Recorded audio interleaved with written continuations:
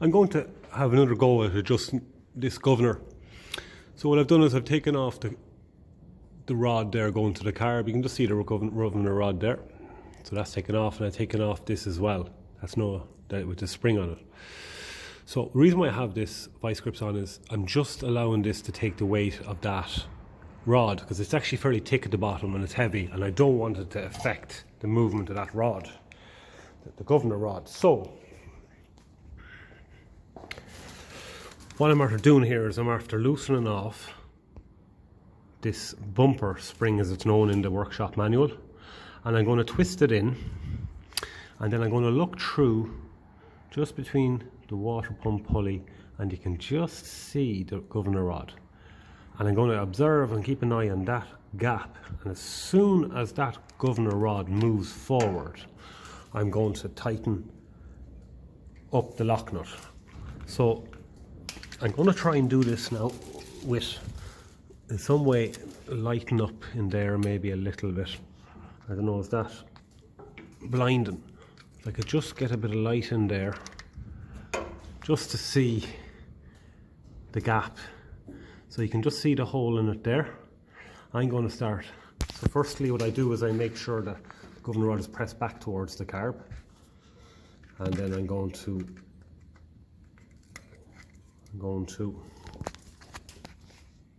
can we just see it there?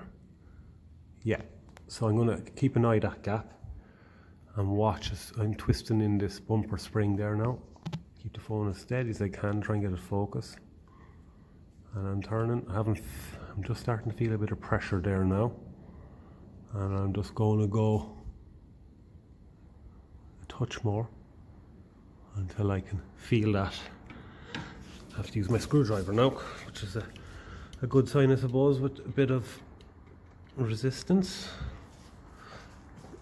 So I'm just going to keep it in focus. Twist really slowly till I can see that starting to move, and just there starting to move. There's another bit. So now I'm going to get my 11/16 spanner and just tighten up the little lock nut on that, and we'll move around to the other side then. The next thing they said to do is to adjust this clevis here. Loosen off your little lock nut there, the 11/16 lock nut, and it says adjust it so that with a little bit of force from the governor it just lines up, so just a little touch of force, and then it says turn it back in, so screw it in one full turn. That'll have it a little bit off, and they say then lock up your lock nut there. So I'm going to lock up that and go on to the next stage now. This spring plunger is just way too tight to actually be able to adjust it in place, so I've taken it out. I'm going to take this all off and clean up all the threads and see what's happening in there. The best thing to do here now is to get a bolt of the same thread and shank and run in and out till it gets nice and loose. It is tight at the very end, and that's where this needs to be adjusted to. So I'm going to run that in and out a few times, and the only taps I have is for UNF for fine thread, so I need UNC for these. So I'll do that a few times and get that nice and get the threads nice and clean in it. This lock nut was getting very tight towards the end, as you can see now.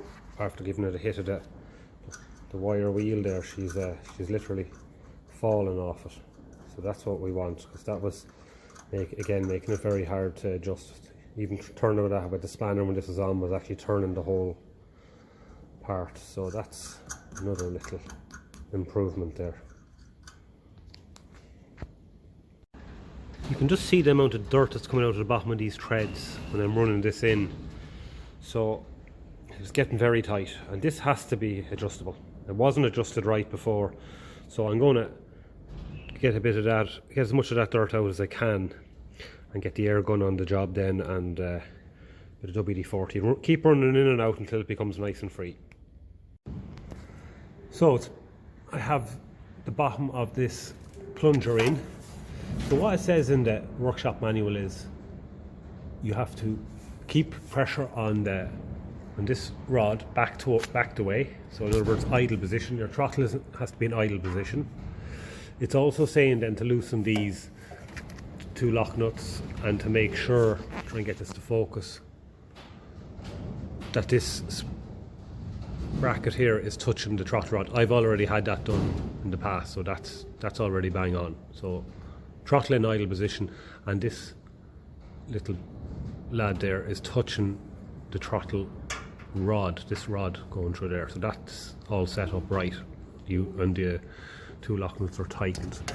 So what it's saying to do is to keep this pressed back with one hand, and with the other hand it's saying that this plunger needs to be about 5 to 10 of an inch lower than it needs to be to fit straight onto that ball end. So in other words, you have to lift it slightly. Now, the way I look at it is if I screw that out one more full turn to make it longer, it's basically straight in front of that ball end. So I'm going to leave it the way it is here now and try and, because I have to lift it very slightly to get it onto that ball end. And that should take up a bit of the free play in the linkages. So after adjusting everything, I did a bit of looking online, and I seen a post where someone said another way of adjusting this throttle rod there with the clevis pin going through it down to the carb is to open the throttle fully on the dash and then lengthen this rod going down to the carb, so that the hole going through where the clevis pin goes is half the width of the hole forward, and then put in your pin. What that does, because it's that little bit more forward, it keeps that pressure pushing back onto where it's attached to the carb, and that brings it back to ticking over. So after my adjustments, it wasn't happy going back ticking over. So it is now. And then I adjusted this to suit. So I got that just long enough that I had to lift it ever so slightly just to fit onto that ball.